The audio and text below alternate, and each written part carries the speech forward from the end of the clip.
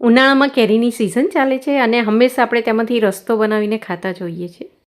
પણ પાકી કેરીમાંથી ઘણી બધી સ્વીટ્સ, ડિઝર્ટ્સ અને આઈસ્ક્રીમ પણ બનતા હોય છે. આજે આપણે એમાંથી એક રેસીપી બનાવીશું. મેંગો ખીર, એને તમે મેંગો રાઈસ પુડિંગ પણ કહી શકો છો.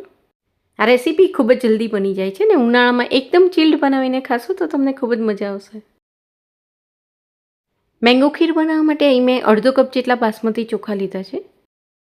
આ ચોખાને આપણે પાણીની બદલે દૂધમાં ચડવા દેવાના છે. એટલે ચોખાને આ રીતે જો તમે પલાળીને એકદમ સોફ્ટ બનાવીને પછી રાંધશો તો એનો દાણો કડક નહીં રહે ને ખૂબ જ જલ્દી ચડી જશે.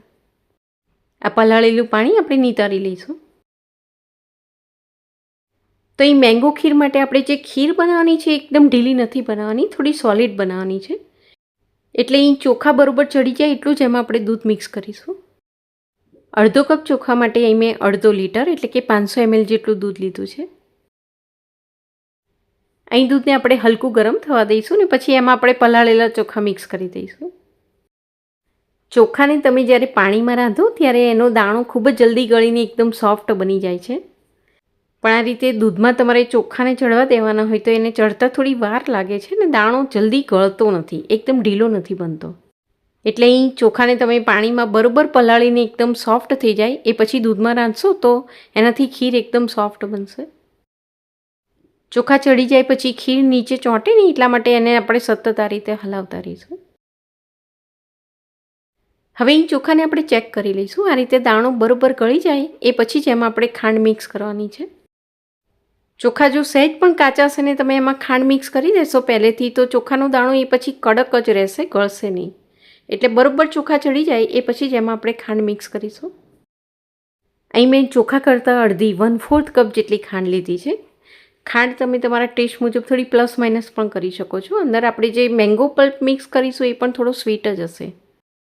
ખાંડ મિક્સ કર્યા પછી ખીર થોડી પાતળી થઈ જશે તો એને આપણે ચડવા દઈશું. હવે એ ખીરમાં આપણે થોડું ડ્રાયફ્રૂટ્સ મિક્સ કરી દઈશું. તો અહીં મેં ચોપ કરેલા થોડા કાજુ અને બદામ લીધા છે.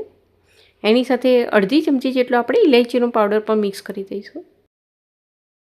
હવે અહીંયા ખીરમાંથી બધું જ દૂધ બળી જાય અને આ ખીર થોડી સોલિડ થઈ જાય, બંધી જાય ત્યાં સુધી આપણે તેને ચડવા દઈશું. ખીર થોડી થીક થઈ જશે પછી નીચે સ્ટીક થવાના ચાન્સીસ વધી જશે એટલે એને આપણે આ રીતે વચ્ચે વચ્ચે હલાવતા રહીશું.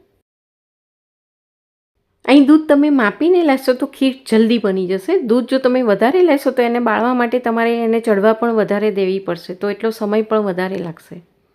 એટલે તમે જેટલા ચોખા લીધા હોય એ પ્રમાણે તમારે દૂધ લેવાનું. તો આ રીતે ઠીક થઈ જાય પછી હવે આપણે ગેસને બંધ કરી દઈશું.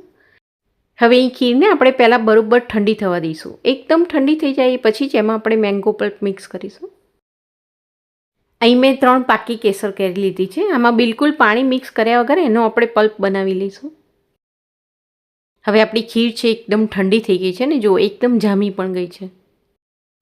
અહીં એકદમ ગરમ ગરમ ખીરમાં જો તમે મેંગો પલ્પ મિક્સ કરી દેશો તો ખીરની ગરમીના કારણે આ મેંગો પલ્પ છે એનો ટેસ્ટ પણ થોડો અલગ થઈ જતો હોય છે. એનાથી પણ રેસીપીનો ટેસ્ટ થોડો બદલાઈ શકે છે.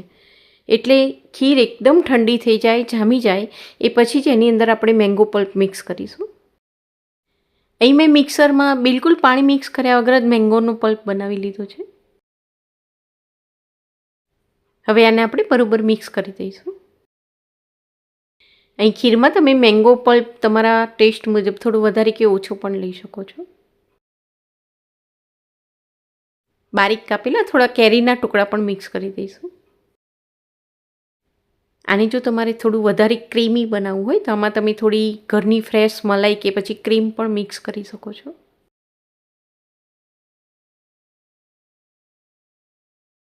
ઉપર થોડા કેરીના ટુકડા અને થોડું ડ્રાય ફ્રૂટ્સથી એને આપણે ગાર્નિશ કરી લઈશું. અને આ રીતે બાઉલ તૈયાર થઈ જાય પછી એને આપણે ફ્રીજમાં મૂકીને એકદમ ચિલ્ડ થવા દઈશું.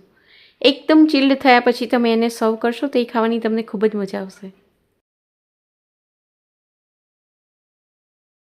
તો મેંગો રાઈસ પુડિંગ, મેંગો ખીર ટેસ્ટમાં બહુ જ સરસ લાગે છે. એકવાર સમરમાં તમે જરૂરથી ટ્રાય કરજો.